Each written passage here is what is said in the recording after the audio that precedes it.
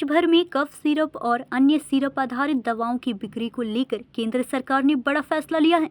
स्वास्थ्य एवं परिवार कल्याण मंत्रालय की नई अधिसूचना के अनुसार अब कफ सिरप सहित सभी सिरप दवाएं बिना डॉक्टर के प्रिस्क्रिप्शन के नहीं खरीदी जा सकेगी। यानी मेडिकल स्टोर से इन दवाओं को लेने के लिए अब डॉक्टर की पर्ची दिखाना अनिवार्य होगा। सरकार ने ड्रग्स नियमों में संशोधन करते हुए सिरप को ओवर द काउंटर बिक्री वाली श्रेणी से बाहर कर दिया है।